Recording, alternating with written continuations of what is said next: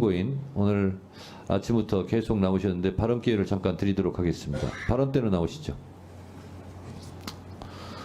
제가 짤막하게 묻겠습니다. 이용민 중령 맞습니까? 네, 맞습니다. 변호인이시죠? 전에는 박정훈 대령도 변호인 했습니다. 네, 알고 있습니다. 이용민 증인의 변호사로서 이용민 증인의 지금 심리 상태가 좀 안 좋은 것 같고 본인도 아까 치료를 받고 있다고 하는데 지금의 상황이 어떻습니까? 그렇습니다. 오늘도 약을 먹으면서 점심과 저녁에 약을 먹으면서 버티고 있고 제가 보기에는 옆에서 표정을 보면 안쓰러운 상태입니다.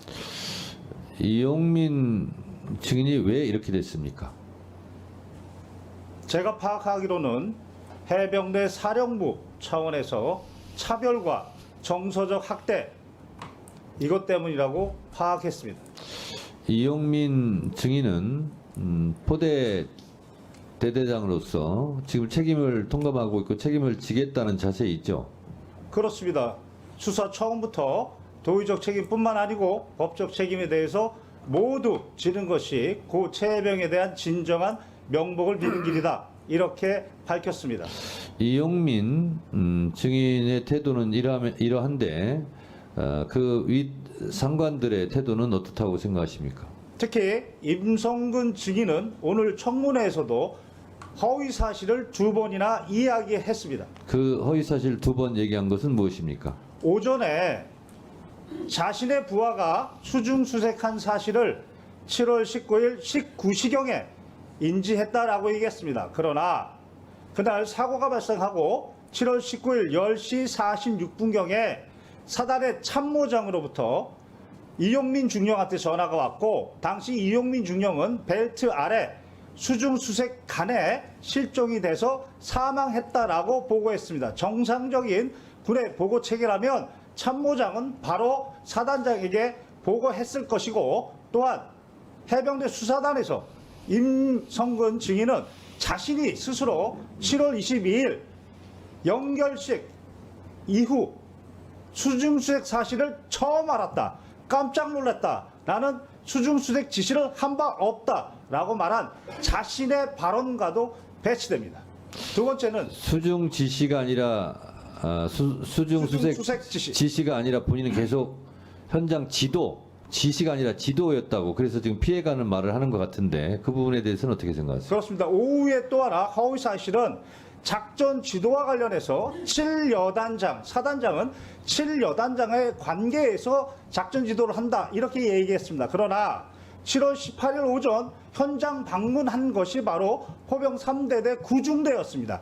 당시 구중대장은 전날까지만 해도 호우 피해 복구 작전이라고 알았는데 현장에서 갑자기 실종자 수색 작전으로 변경했고 당시 지형 정찰 및 위험성 평가를 위해서 병력을 대기하고 있었습니다. 그런데 갑자기 사단장이 나타나서 브리핑하고 있는데 갑자기 브리핑을 중단시키고 지금 빨리 들어가서 수색 안 하고 뭐하냐 라고 수중 수색 작전을 그리고 중대장한테 명령했습니다. 명백하게 허위사실이고 그 구중대가 바로 국민일보 일면에 나온 일렬식 수중수색 그 사진입니다.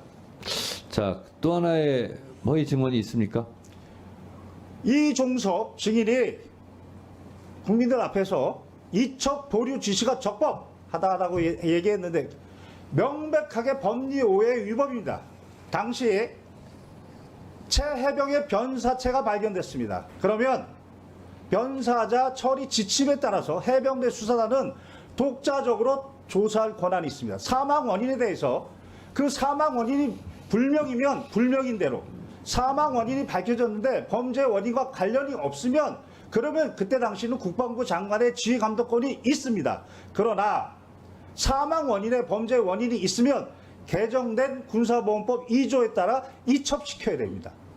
국방부 장관은 이때는 지휘감독권이 없습니다. 그게 개정된 군사보험법 2조의 취지입니다. 그리고 이것에 따라서 법원이 재판 관할권을 가지고 있는 군인 등의 범죄에 대한 수사 절차에 관한 규정 7조 1항에 따라 지체 없이 바로 이첩 시기를 지체 없이 경복궁에 보내게 되어 있는 것입니다. 따라서 당시 박대령은 개정된 군사법법 2조와 그리고 대통령의 명령에 따라 지체 없이 이첩하려고 한 것입니다. 여기에 국방부 장관이 법령상 권한 없이 이첩을 보류하라는 의무 없는 일을 시킨 것입니다. 그 자체가 직권남용이고 여기에 더해서 이첩의 내용에 대해서 뭘 빼라, 특정인을 빼라, 내용에 대해서도 직권남용한 겁니다. 네.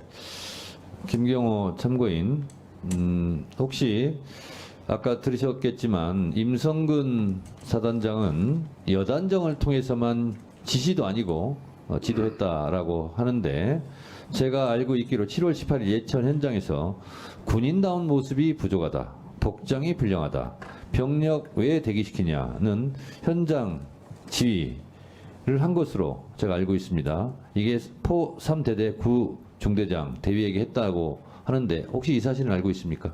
그렇습니다. 저는 바로 군 검사가 사본을 만들어 놔야 됩니다. 라고 했던 사본을 다 봤습니다. 다 봤습니까? 다 봤습니다. 그러면 임성근 사단장이 여단장에게만 지도했다라는 말은 허위입니까? 허위입니다. 관련 카톡에 당시 실종자 수색 작전의 의사 체계를 카톡으로 했고 당시 포병 여단 대대 그리고 말단 간부들까지 사단장 지시, 사단장 강조 사항으로 모두 전파가 됐습니다.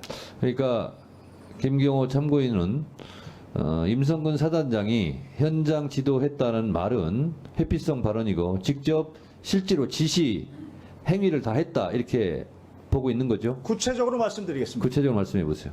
당시 합참의 단편명령과 제2작전사 답편명령에 따라 7월 17일 10시부로 작전 통제권이 전환됐습니다. 그러나 7월 17일 21시 55분부로 자신의 명령으로 단편명령 23-19호 호우 피해 복구 작전, 호우 피해 복구 투입 실시라고 단편명령을 내렸습니다.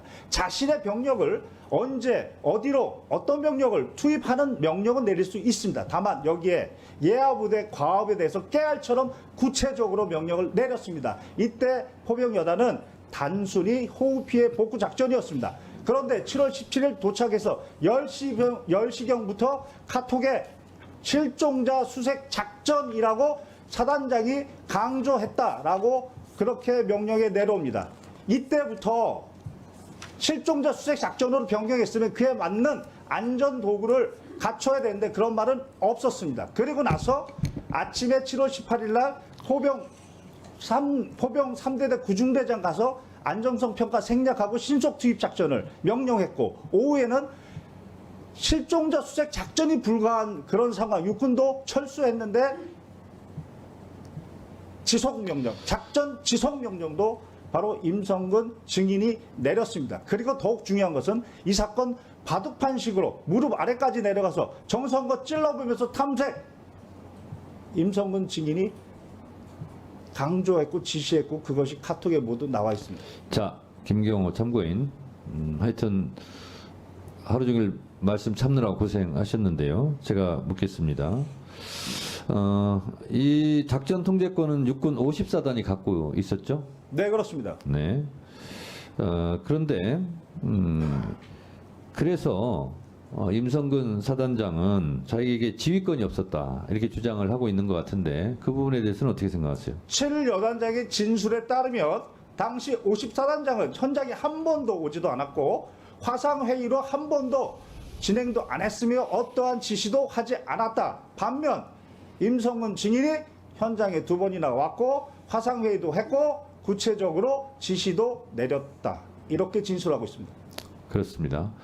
실제적으로 작전 통제권은 육군 54단에 가 있었지만 사실상 부대 지휘, 지시는 임성근 사단장이 한 것으로 봐야 되겠죠? 그렇게 7여단장은 진술했습니다. 네. 이 밖에 혹시 더 하시고 싶은 말씀 있으면 한 1분 정도 드릴 테니까 발언해 주시기 바랍니다. 개인적인 말씀을 드리면 아버지도 해병대 출신입니다. 제 동생도 해병대 출신입니다. 저도 해병대 법무관을 가고자 했으나 육군 법무관으로 가서 특전사에서 복무를 했습니다. 오늘 이후라도 해병대의 명예를 위해서 해병대 사령관과 해병대 사단장은 진실을 말하고 정직하게 얘기해서 해병대의 명예를 회복해 주기를 간절히 바랍니다. 이상입니다. 자, 거기 서 계시고요. 자, 박지원 의원님. 날짜나 그런 숫자를 정확하게 기록도 그냥 다 기억해요. 죄송합니다. 좀 그게 고벽입니다. 자, 김경호 참고인이 거짓말이 다 드러나네 이제. 예, 김경호 참고인께서 유튜브에서 지금과 같은 내용으로 방송한 것을 저는 이미 봤습니다. 그래서 기회를 드린 것이 잘했다는 생각이 들고, 지금 김경호 참고인이 발언한 부분에 대해서 임성근 증인 혹시 반박하거나 할 말 있으면 해보세요. 네. 일단 1분간 하세요. 위증과 관련해서 언급했던 제가 수중 수색을 했던 사실을 다시 사고가 났는데 수중에서 하다가 사고가 났다는 것을 알았던 사실은 제가 아까 19시경이라고 했는데 우리 김경호 변호인은 10시 46분에 참모장을 통해서 참모장이 그걸 확인해 갔다 했는데 당시 저는 예천에 있었고 참모장은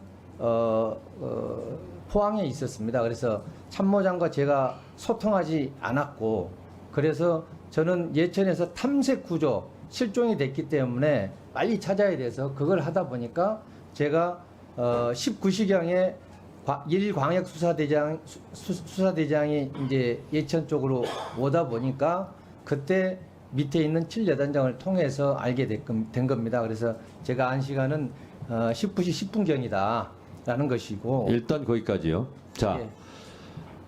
임성근 증인이 1분간 발언했는데 김경호 참고인도 재반박할 시간 1분간 드리겠습니다. 해병대 수사단에서 임성근 증인이 직접 자신의 발언은 22일 날 연결식 날 알았다라고 했습니다. 수중 수색 사실을 그날 알았다라고 했는데 오늘은 19일 19시에 알았다라고 해서 자신의 발언을 자신이 뒤집고 있다.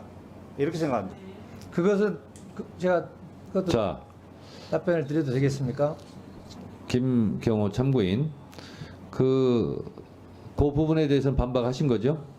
저는 제가 본 진술 내용 그대로 네, 말씀드립니다. 그렇습니다. 자, 임성근 증인께 다시 기회 드리겠습니다. 이건 말고 지금 김경호 참고인이 쭉 말한 부분에 대해서 혹시 반박할 내용이 있으면 1분간 반박할 시간 드리겠습니다. 방금 전에 김경호 참고인이 얘기했던 그것은 아까 사진을 본 것에 대한 답변이었습니다. 제가 피의자 진술 조서에. 그래서 그 사진은 연결식이 끝나고 언론에서 이슈가 돼서 그때 제가 보았다라고 그 사진을 본 시간이 연결식 이후에 본 시간이다라는 점입니다. 그래서 사실을 잘못 판단했다. 사실 오인이다 말씀드리고 싶고요.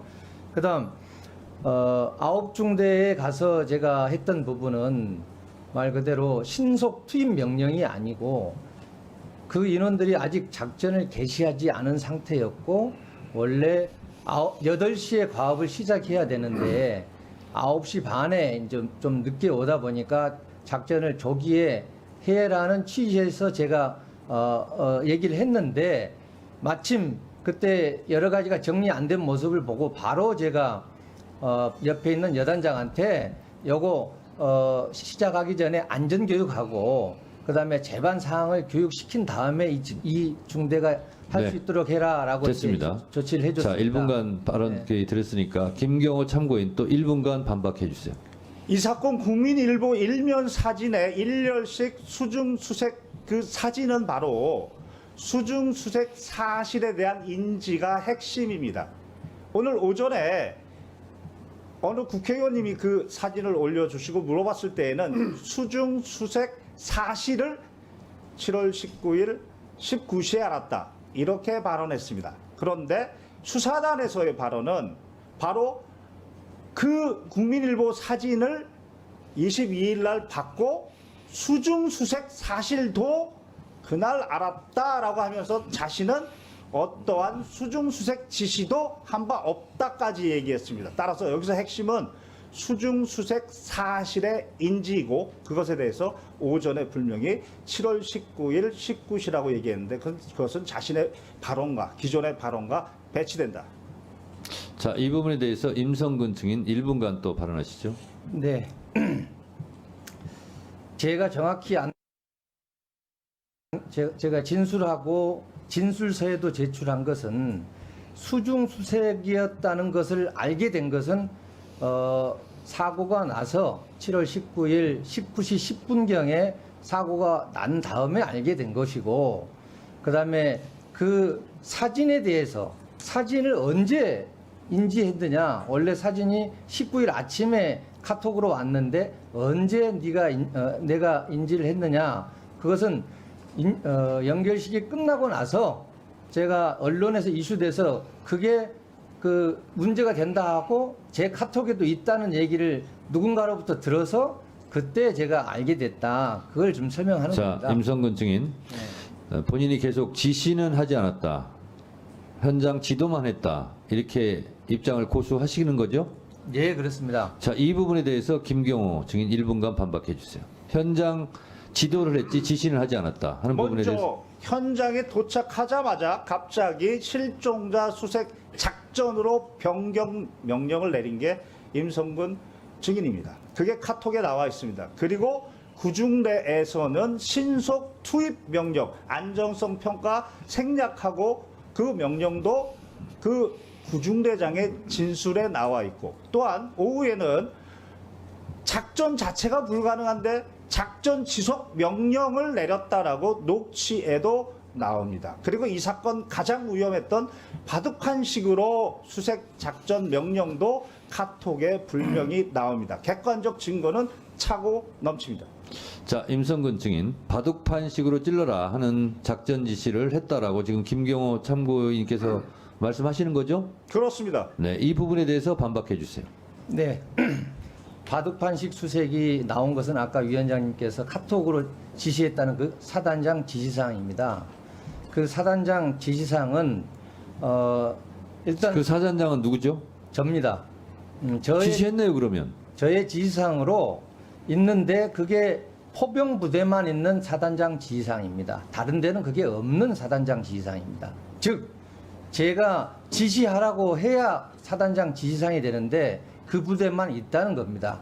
그 다음 그 안에 들어있는 내용 자체도 제가 여단장을 통해서 언급하고 지시하고 또 강조한 것은 바둑판식 수색이었는데 나머지 찔러가면서 해라 이런 내용들이 들어가 있는데 그것은 이미 여단장이 아침부터 집안이 약해서 찔러가면서 이렇게 안전성 차원에서 해라 하는 그런 것까지 포함해서 되어 있기 때문에 제가 한 것은 바둑판식 수색 하나다라는 말씀이고, 바둑판식 수색은 지금 1열 종대, 2열 종대, 횡대 이런 어떤 수색 대형이 아닙니다. 바둑판식은 바둑판식으로 바둑판처럼 구역화해서 이걸 딱 쪼개가지고 어느 네. 지역이 알겠어요. 중요하면은 그걸 취지를 집중적으로 알겠습니다. 하라. 취지를 그런 알겠습니다. 것이지 자. 구역화 세분합니다.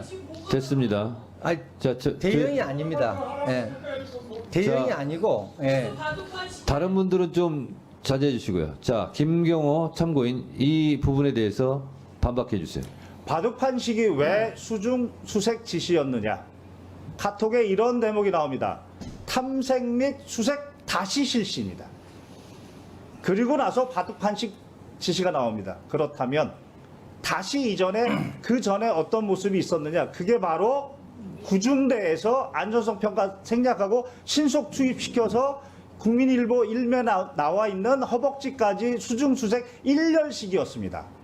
그것을 보고 나서 포병은 비효율적이다. 1열식이 비효율적이라는 겁니다. 그리고 바둑판식으로 무릎 아래까지 내려가서 찔러보면서 해라 라고 했던 것입니다. 따라서 포병 모든 대원들은 오전에 구중대장이 그렇게 엄청나게 질책을 받고 화가 났다.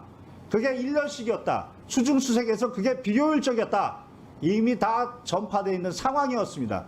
따라서 수중수색을 과도판식으로 하라는 얘기는 격자 모양으로 하라는 거구나. 실제 그렇게 하다가 고 최혜병이 가장 네. 위험한 곳에 있었습니다. 자, 김경호 참고인 마지막으로 묻겠습니다. 좀 잠깐 가만히 계세요. 박정훈 수사단장이 이런 사실을 다 조사를 했고 수사를 했고 그래서 임성근 사단장의 과실이 인정되었고 혐의로 인정되었고 그래서 이첩을 하고 이것은 분명히 수사를 통해서 책임을 묻게 해야 된다라는 취지로 했는데 이것이 이첩 보류되고 지금 대통령 경로설 이후로 엉망진창이 됐습니다. 자, 김경호 참고인께서도 이 사건에 대해서 소상히 알고 있는 만큼 임성근 사단장이 실제로 지시한 수중수색을 지시를 했고 그 결과 최혜병의 사망 사건이 이루어지게 됐다라고 본인도 생각하고 있습니까? 저는 임성근 증인뿐만 아니고 박정훈 대령이 지적한 8명 모두가 각자 고유의 과실이 있는데 어느 한 과실로 고 최혜병의 사망을 바로 설명할 수는 없다. 그러나 그 8명의 과실을 다 합쳐보면 고 최혜병의 사망의 결과를 설명할 수 있다. 이게 바로 대법원의 과실범의 공동정범 이론. 이 이론에 따르면 누구 책임이 제일 큽니까? 본인이 생각하기에. 그것은 바로 호우 피해 복구 작전이라고 생각하고 삽 마대를 들고 갔던 부대에게 아무 준비 없이 실종자 수색 작전으로 방향을 확 틀어버린 임성근 증인의 책임이 가장 크다고 판단합니다. 네, 감사합니다. 들어가세요. 박정훈